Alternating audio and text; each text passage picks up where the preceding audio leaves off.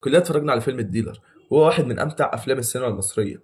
بس ما سالناش نفسنا السؤال المهم، مين هو الديلر الحقيقي في الفيلم؟ هل يوسف الشيخ ولا علي الحلواني؟ خليكم معايا في الفيديو. الفيلم بيبدا بتعريف سريع على الشخصيات بصوت احمد السقا، وبنتعرف على ماضيه هو وعلي، وبنعرف ان الاتنين ما كانوش بيتوبوا بعض من زمان بسبب بنت اسمها سماح، والاتنين كانوا واقعين في حبها وبيفضلوا يتخانقوا عليها، والموضوع ده فضل معاهم وهم كبار حتى، والعداوه دي زادت اكتر واكتر. بعدها بنشوفهم وهم كبار بيتخانقوا في الشارع، وبعد الخناقه كل واحد بيروح بيته. بنروح مع يوسف لبيته وبنعرف ان ابوه شيخ جامع، او زي ما احمد السقا قال شيخ زاويه، اسم على مسمى يعني.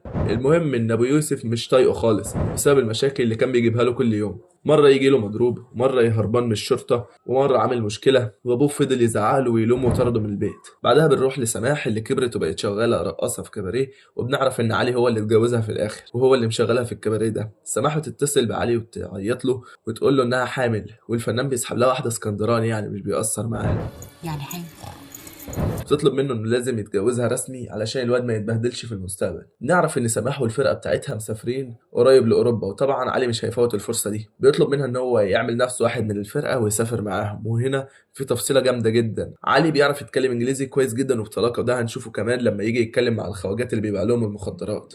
بس المخرج مش هيسيب لنا حاجه بسيطه زي دي تفوت علينا. هنعرف ان علي بيتكلم انجليزي بطلاقه كده علشان ابوه الحلواني كان اكبر مترجم في البلد، وبيترجم للرؤساء والوزراء. مش عارف ازاي الصراحه مترجم كبير كده وساكن في المكان ده، بس المهم علي بيكون بيعرف يتكلم انجليزي، فيكون الموضوع اسهل له بكتير. وفي نفس الوقت يوسف بيروح صاله قمار، وبعدها علي بيروح يلاقيه هناك، بيفضلوا يتخانقوا في اللعب لان كل واحد بينصب على التاني. يوسف بيثبت واحد من الخواجات وعلي بيسيب له الفلوس، بس علي بيروح يبلغ عن يوسف شرطة السياحة، وبيفضل يوسف يهرب من الشرطة في كل مكان. ويوسف بيعرف في الآخر إن هو يهرب منهم ويروح على بيت سماح ويقول لها إنه عاوز يسافر مع الفرقة زي علي بالظبط، لأن البوليس قلب عليه الدنيا.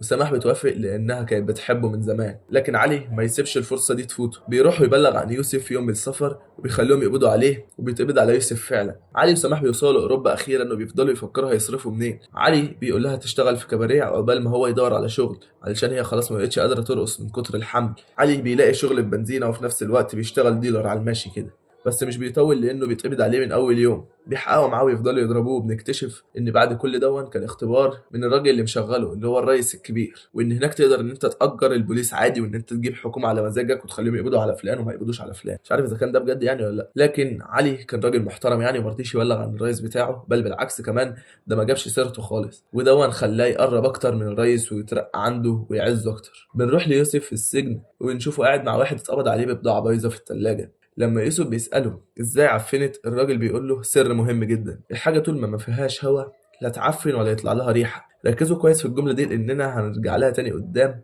وهي اللي هتغير مسار يوسف بالكامل. بعد ما يوسف بيخرج من السجن بنعرف ان هو قرر يسافر لأوروبا، وابوه بيقابله ويفضل يحن له ويقول له ما تزعلش مني، لكن كان فات الأوان خلاص، يوسف مسافر بلا رجعة. يوسف بيروح لواحد اسمه حسن، وحسن ده راجل شغال في المينا في الاستيراد والتصدير، بيطلب منه ان هو يسافره في اي مركب رايحه لاوروبا، وحسن فعلا بيوافق وبيبعته على واحد اسمه فرحات. يوسف بيوصل لكن مش بيلاقي فرحات، بيفضل يستناه يوم، اتنين، تلاتة، مفيش فايدة، مش لاقيه في أي مكان. في الآخر بيلاقي فرحات وبيشتغل معاه في بيع الهدوم، شغل حلال يعني. لكن بعد فترة لما يوسف قدم في البلد وعرف الشغلانة، حب إن هو يبعد عن فرحات ويشتغل لحسابه. فرحات مش عاجبه الكلام دون، فبيروح يبلغ عن يوسف وبيتقبض عليه، لكن فرحات بيروح يضمنه ويخرجه من الاسم تاني، ويقول له خلاص ما قدامناش حل، لازم نشتغل في المخدرات. ويوسف بيتصدم ان فرحات اللي كان فاكره راجل طيب ومش شغال غير في الهدوم بس، شغال في المخدرات وفي كل حاجه حرام. يوسف مش لاقي مفر قدامه فبيوافق، وبرضه لانه يعني كان حابب الموضوع، يعني هو ما كانش شيخ ازهر في مصر. يوسف وفرحات بيبداوا يكلموا الناس ويبيعوا لهم، لكن مش بيسافروا بالمخدرات لان اللي بيتقبض عليه في المطار بمخدرات بيتسجن 36 سنه. يوسف بيقلق جدا من الموضوع ده، لكن بيكمل عادي وبيبعت لابوه فلوس وجواب. بنعرف ان ابوه اتعمى خلاص ومبقاش يشوف، وبقى خايف على يوسف وعايز يعرف هو فين. بس دون كان في الوقت الغلط خلاص. في الوقت ده يوسف بيفكر هيعمل ايه في موضوع المخدرات دون، ازاي ما يتقفشوش بيها. فبيفتكر الدرس اللي اتعلمه في السجن، بيبدا يعمل اكياس المخدرات المفرغه من الهواء تماما، وبكده ولا يطلع لها ريحه ولا تتشم، مش ممكن اي حد يقدر يكشفها. وفعلا بيعمل اختبار وبيجيب ضابط شرطه بالكلب البوليسي بتاعه، والكلب ما بيكشفش اي حاجه، وبكده تكون نجحت الخطه بتاعت يوسف. وفرحات بينبهر جدا بالطريقه دي وبيفضلوا شغالين بيها. في نفس الوقت بنرجع لعلي وبنلاقيه اتضرب بالنار وهو بيدافع عن الرئيس بتاعه وبينقذه من الموت، لكننا بنكتشف بعدها ان هو اللي كان متفق مع الراجل اللي ضربه علشان يترقى عند الرئيس بتاعه ويقرب له اكتر. بعدها بنشوف علي هو بيعمل واحد اندومي مع مرات تركي. ما تيجي نعمله واحد اندومي جاحد، ما تيجي نعمله واحد اندومي جاحد. راجل تقيل حرفيا زيه زي الرئيس اللي علي شغال معاه، لكن تركي بيكشف الموضوع وبيروح عشان يتخانق مع علي وبيفضلوا يتخانقوا، وفي الاخر علي بيفقع له عينه. وبنعرف كمان ان العلاقه ما بين علي وسماح بقت زي الزفت لدرجه انه خد منها الواد غصبا عنها وطردها من البيت. بعدها يوسف بيتعرف على واحد مصري بيطلب منه كميه كبيره من المخدرات.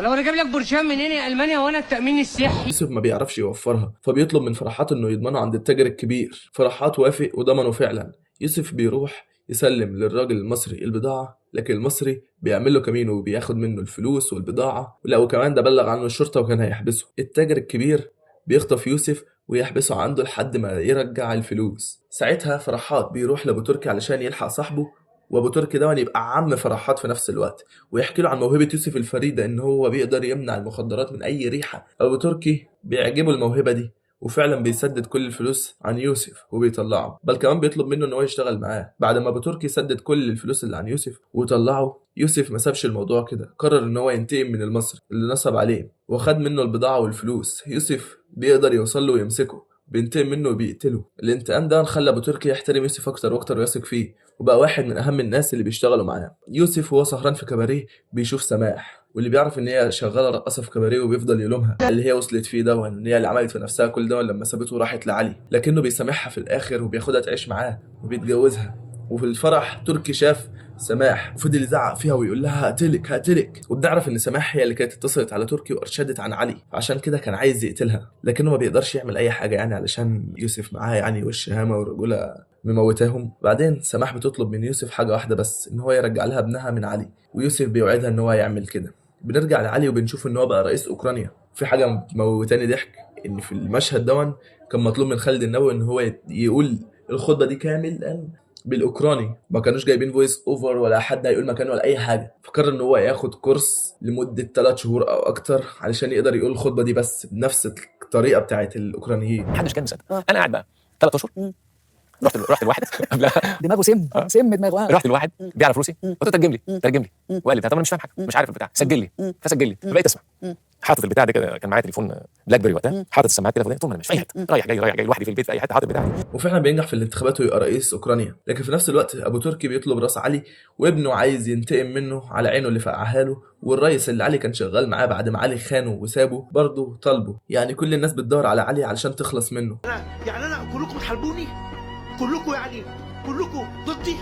يوسف بيقرر ان هو اللي هيخلص الناس دي كلها من علي، مقابل ان هو ما يشتغلش في المخدرات تاني وان هو يقدر يرجع بلده تاني. وفعلا ابو تركي بيقول له تمام، لو جبت لنا راس علي هترجع بلدك بامان. يوسف بيخطف ابن علي هو وتركي وبيساوموه عليه وبيتقابلوا المواجهه الاشرس والاجمد في الفيلم حرفيا. وعلي بيستهزأ بيوسف وبيقول له شوف انت فين وانا بقيت فين، انا بقيت رئيس وانت لسه حته شحات زي ما انت. ويوسف بيقول له شوف احنا الاثنين بقينا فين، كدلاله يعني ان هما الاثنين في ضياع وان هما الاثنين حالتهم اسوأ من بعض، مفيش حد احسن من حد. الاثنين بيفضلوا يضربوا في بعض مواجهه جامده جدا يا جدعان. وفي وسط المعركه تركي بيخطف الواد وبيهرب بيه، علي ويوسف بيفضلوا يجروا ورا بالعربيه وبيزنقوه. في الاخر الاثنين بيتحدوا ضد تركي. في اللحظه دي في المواجهه الاخيره علي بيموت ويوسف بيقتل تركي ويقدر ياخد الواد وبيجري بيه علشان يوديه لسماح، لكن يلاقيها ماتت بعد ما خلفت له ولد. يوسف بيرجع مصر تاني وهو شايل معاه ابنه وابن علي، بيقعد معاهم وبيحكي لهم قد ايه ان هو وابوهم كانوا بيحبوا بعض جدا، ان هم عمرهم ما اختلفوا،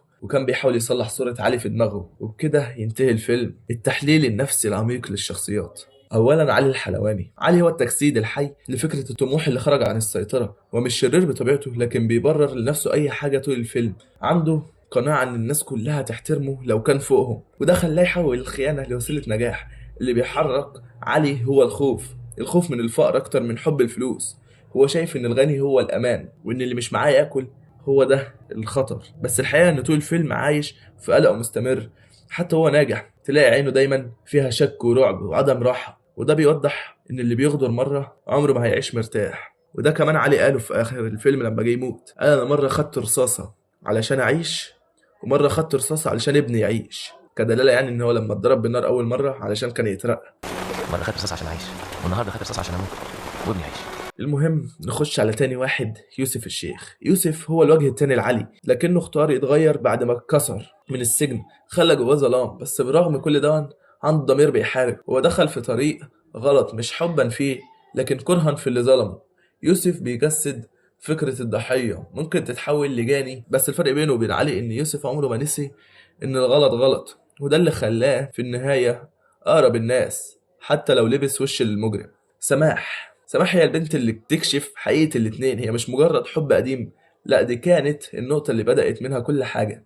حبت يوسف بصدق، بس لما علي اتقدم لها أو إن علي راح ولما لها إنه عايز يتجوزها راحت معاه بدون أي نقاش. لكن مع الوقت بتكتشف إن الأمان الحقيقي كان مع يوسف مش مع علي. هي بتمثل الصراع بين القلب والعقل، بين الوفاء والطموح، وفي النهاية بتدفع الثمن من غير ما تكون هي السبب الحقيقي. دلوقتي نيجي لإجابة السؤال، مين فيهم كان الدير الحقيقي، علي ولا يوسف؟ أكيد بنسبة 99% أنت حبيت يوسف أكتر من علي، يمكن علشان علي ظلم يوسف أكتر من مرة وكان سبب في سجنه وفي كل مشاكله طول حياته. مش هنقول إن يوسف كان شيخ جامع ولا إن هو كان راجل محترم، لا برضه ده كان تاجر مخدرات، لكن حبيناه علشان طيبة قلبه وإنسانيته. شفنا يوسف بعد ما خلاص قرر إن هو يسامح سماح البنت اللي حبها بعد كل اللي عملته فيه، وفي الآخر قرر يسامح علي وخده في حضنه وهو بيموت، وما زلش ابنه ولا أذاه بعد كل اللي عمله فيه. بالعكس ده رباه وخده معاه لمصر وحكى له عن ابوه بشكل محترم وبصوره كويسه، ما شوهش صوره ابوه قدامه. اما علي فكان يجسد كل حاجه وحشه، كراهيه، حقد، غدر، اهانه، كذب، سلطه مزيفه، خيانه، انانيه، خان صاحبه، خان مراته، خان كل اللي اشتغل معاهم. طول الوقت كان بيفكر في نفسه وبس. علشان كده لو سالنا نفسنا مين هو الديلر الحقيقي في الفيلم، وكلمه الديلر هنا بتضم كل الصفات الوحشه، فاكيد بلا اي نقاش هنقول علي هو الديلر الحقيقي. بس كده، ده كان فيديو النهارده. قول لنا رأيك في الكومنتات وشايف مين فعلا الديلر الحقيقي. بس كده، مع السلامة.